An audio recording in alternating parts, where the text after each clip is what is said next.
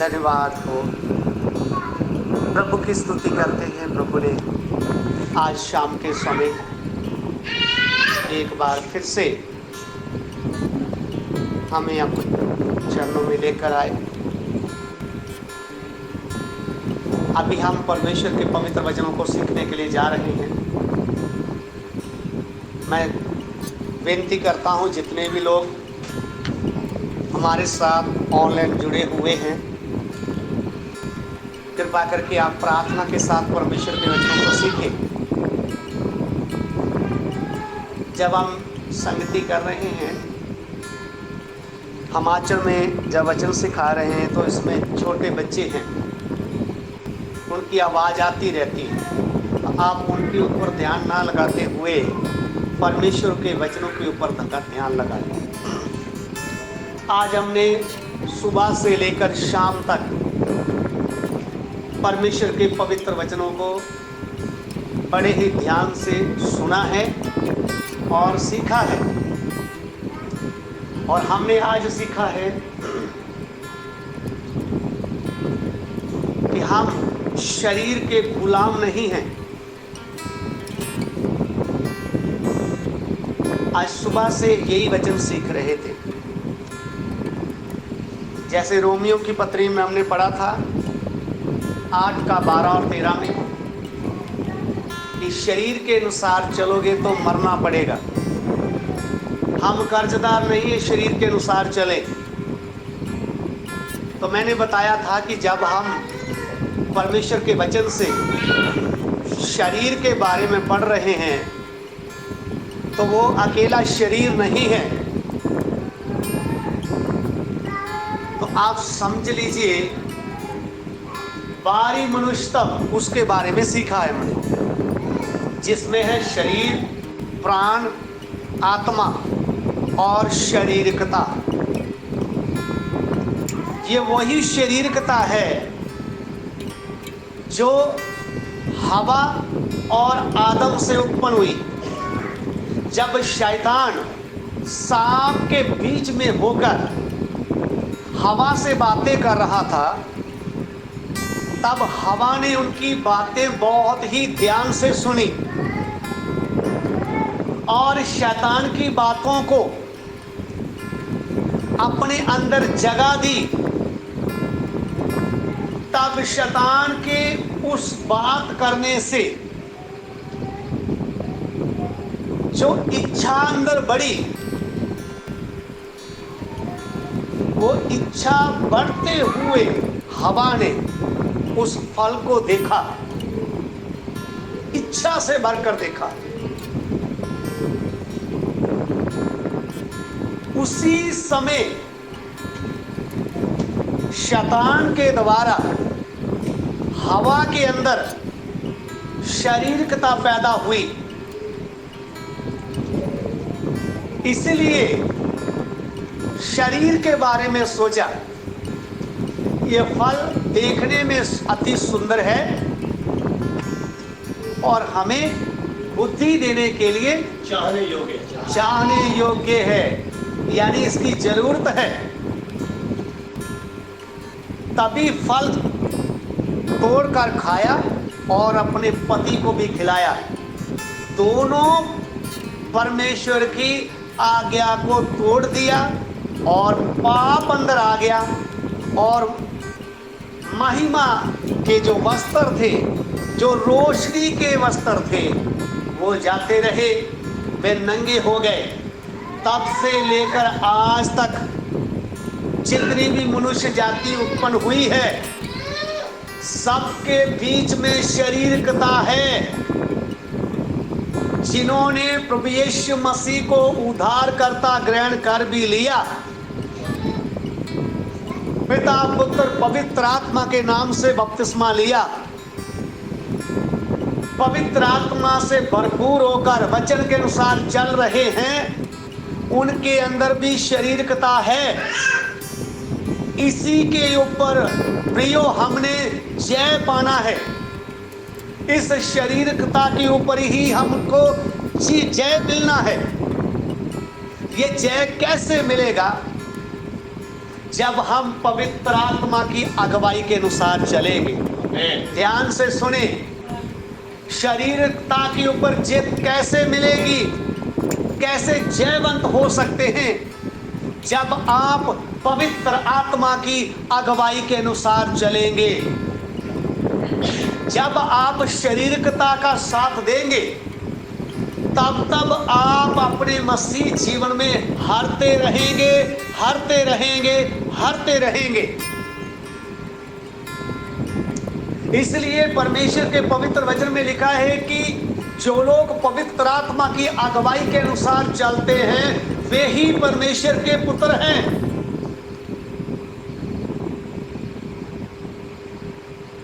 तो इसलिए ये सुबह से शाम तक हमने सीखा। ये जो 8 बजे की अब क्लास शुरू, इसके पहले हम सीख चुके हैं।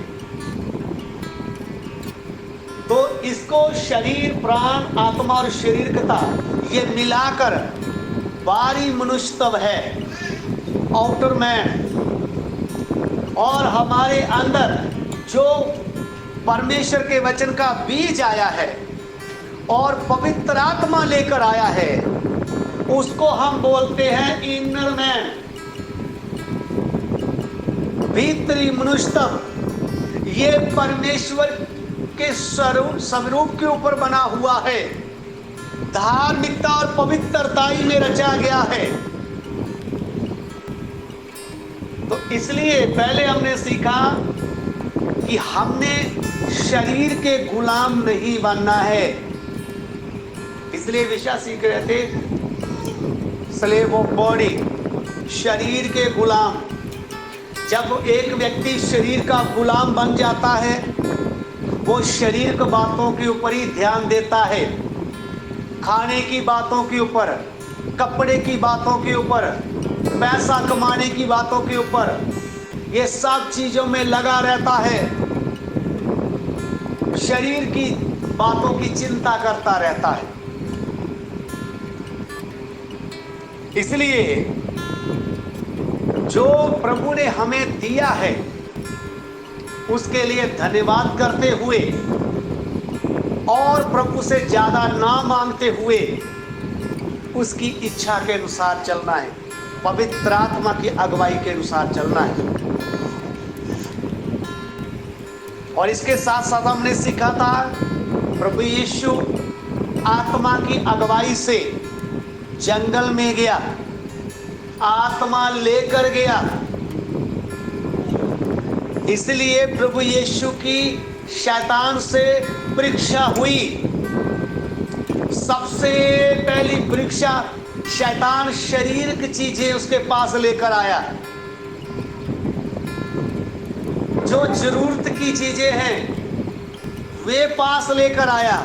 यीशु मसीह को कहने लगा, यदि तू परमेश्वर का पुत्र है तो पत्थरों को बोल ये रोटी बन जाए, ताकि तेरी भूख मिट जाए, तेरे शरीर की भूख मिटा ले। इसलिए मेरे प्रियो, प्रभु यीशु ने क्या कहा वचन से, उसको क्या कहा, मनुष्य केवल रोटी से ही नहीं जीवित रहेगा, बल्कि परमेश्वर के वचनों से जो उनके मुख से निकलते हैं।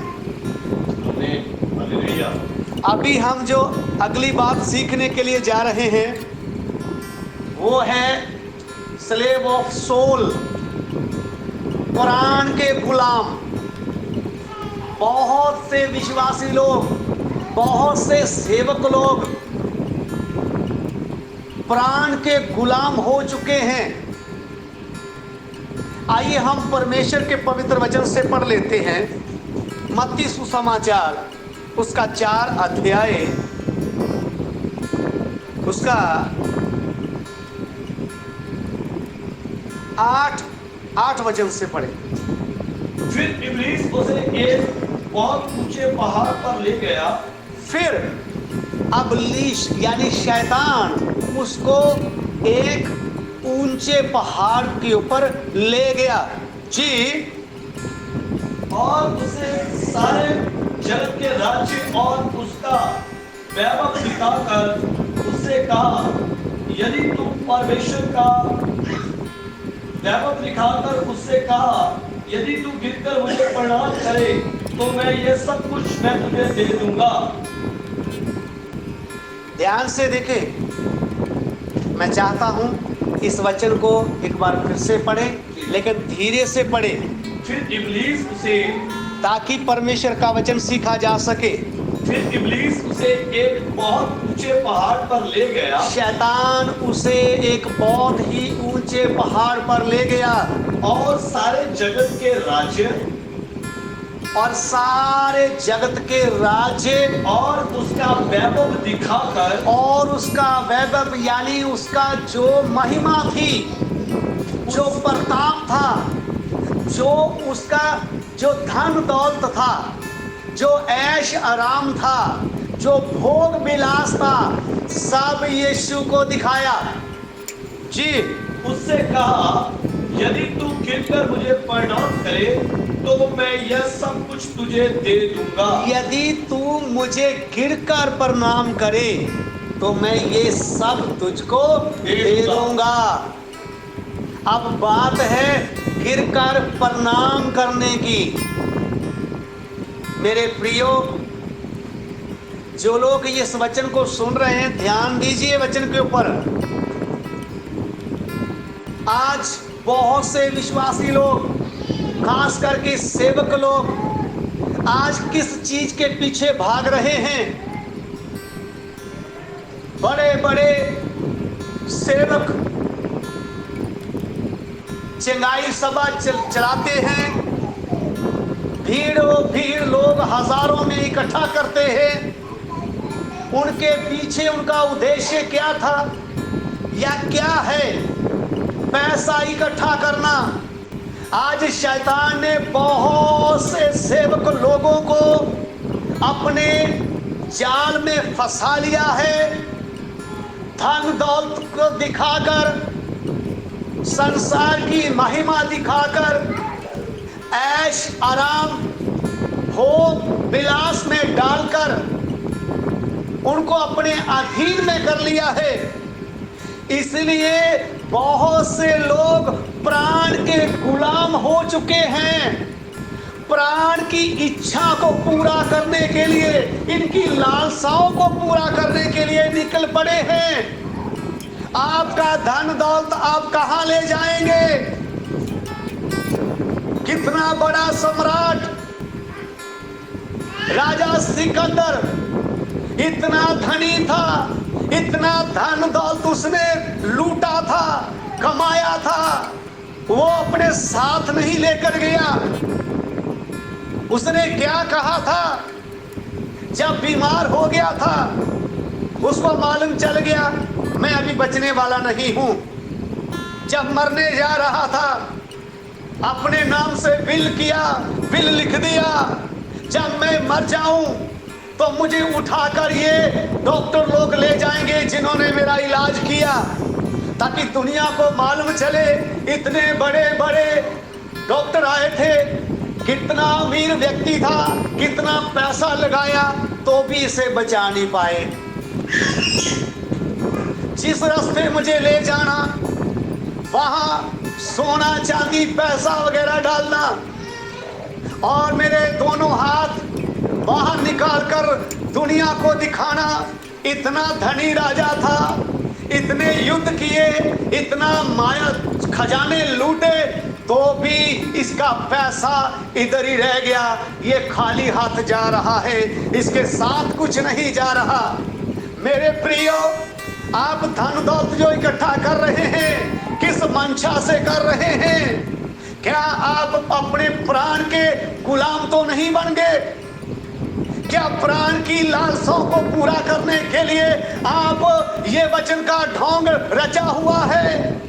आप सेवा का नाम लेकर कितने खजाने लूट चुके हैं, कितना पैसा लूट लिया है। आपका पैसा आपको स्वर्ग राज में नहीं लेकर जा सकता।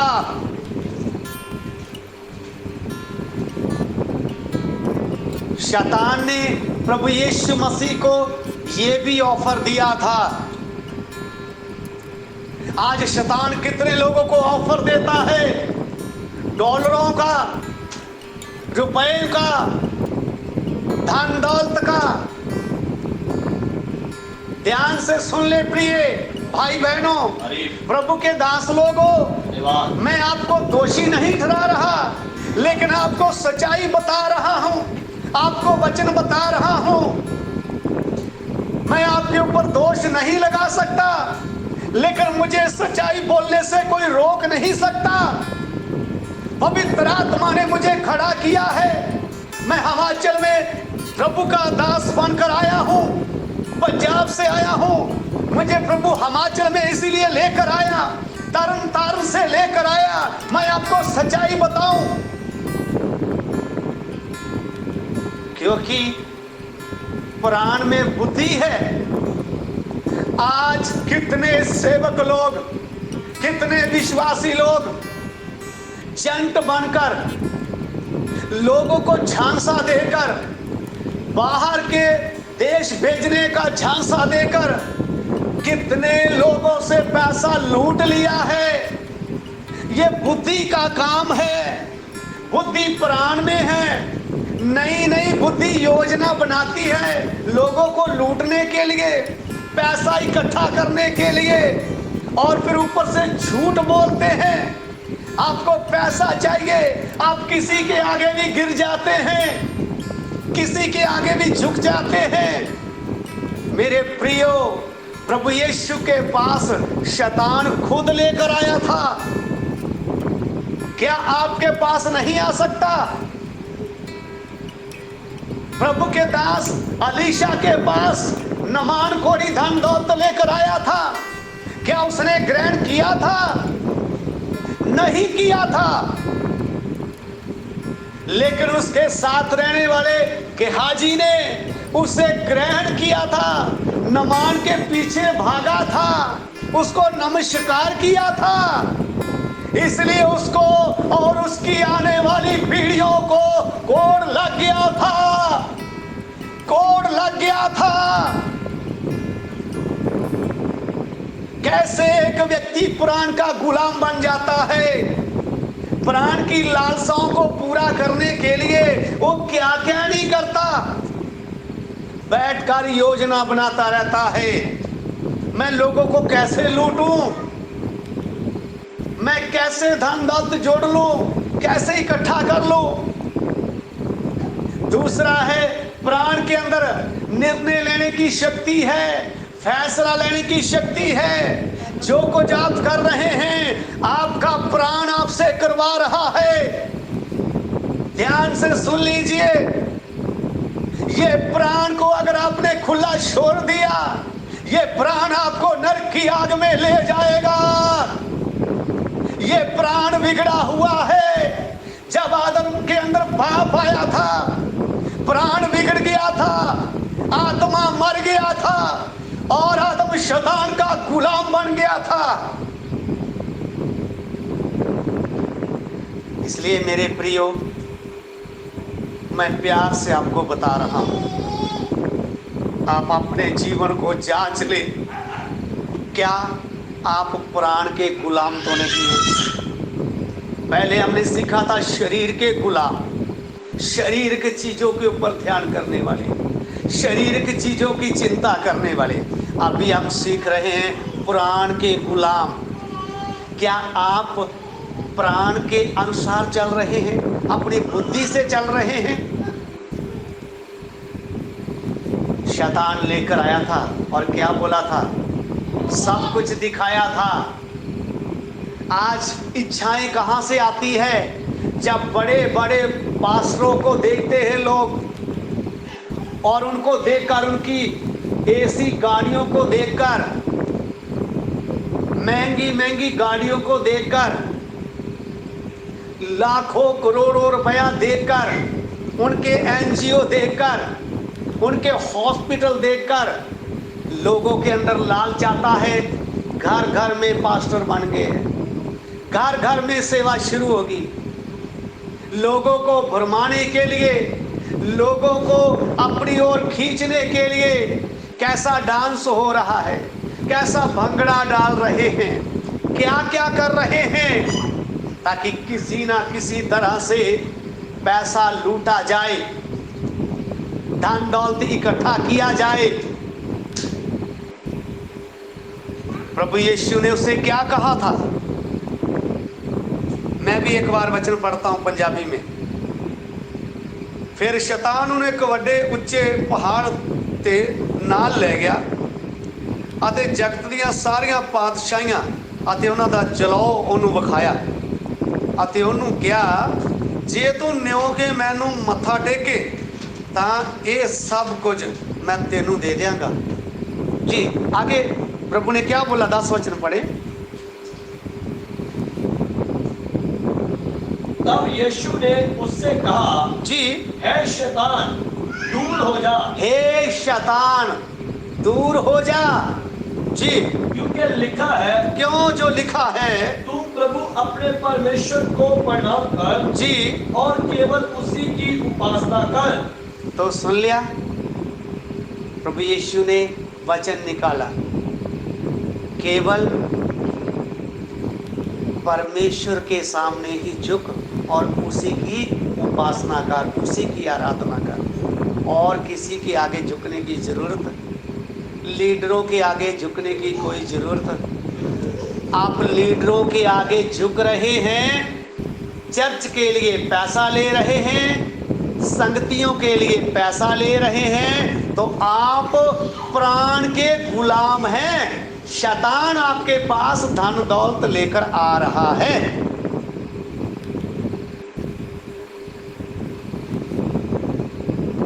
इधर में साफ लिखा, यीशु के पास लेकर आया, सारा धन दौलत दिखाया, देख करना क्या, सिर्फ मेरे सामने क्या कर, झुक के मुझे क्या कर दे, प्रणाम कर दे। आपको मालूम होगा एक पास्टर फंसा हुआ है, एक लीडर को जब मसीहा बोल दिया तो कितना उसका विरोध हो रहा है। इसके लिए बोला होगा, कुछ तो मतलब होगा। आज चर्चाओं में, कलीसियाओं में किसकी जरूरत पड़ती है? लीडरों की।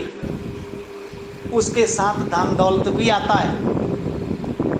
ये लेकर कौन आता, बेचता कौन है? ये शैतान। क्योंकि हम वचन देख रहे हैं, वचन में लिखा है यीशु के पास कौन लेकर आया? शैतान। और क्या कहा उसे? एक बार फिर से पढ़े 8 वचन से। फिर इब्लीस उसे एक बहुत ऊंचे पहाड़ पर ले गया, जी, और सारे जगत के राज्य और उसका वैभव दिखाकर उससे कहा, यदि तू गिरकर मुझे प्रणाम करे, यदि तू गिरकर मुझे प्रणाम करे तो मैं यह सब कुछ तुझे दे दूंगा। तो मैं ये सब कुछ तुझे दे दूंगा। आगे, तब यीशु ने उससे दे दूंगा, लेकिन पंजाबी में लिखा मुझे सौंपा गया। ये शब्द नहीं आया ना, दिता गया, मैनू दिता गया, ठीक, वही दिया गया, मुझे दिया गया है। इसको दिया नहीं गया है, इसने धोखे से आदम से लिया है। शैतान को दिया नहीं गया, धोखे से किससे लिया है? आदम से लिया है। तो आज इस वचन के ऊपर ध्यान दीजिए भाई। आप प्राण की लालसाओं में पड़ जाएंगे, बुद्धि के अनुसार चलेंगे, बुद्धि के अनुसार फैसले लेंगे, भावना में लाकर लोगों को नाच कर, डांस कर कर, रो कर, लोगों को गुमराह कर कर पैसा इकट्ठा करेंगे, तो याद रखना आप प्राण के गुलाम हो चुके हैं। लेकिन अगर आज ये वचन आपके अंदर काम कर गया तो आज से एक नया फैसला ले सकते हैं, प्रभु मैंने आज तेरा वचन सुन लिया है, मैं आज से पुराण का गुलाम नहीं रहूँगा। ये पुराण बिगड़ा हुआ है, ये अभी सिद्ध नहीं हुआ है। इसको हर दिन हम पवित्र आत्मा के द्वारा आराधना करके, वचन को सीख के, संगति करके सिद्ध करते जा रहे हैं। ये बिगड़ा हुआ है। अगर इसको वचन का लगाम नहीं दिया, इसको खुला छोड़ दिया, तो ये हमें परमेश्वर से दूर कर देगा और हमें नरक की आग में भी ले जा सकता है। इसलिए अपने जीवन में आज रात इस वचनों को ध्यान से समझे और सोचे। प्रभु इन वचनों के द्वारा आपको आशीष दे। प्रार्थना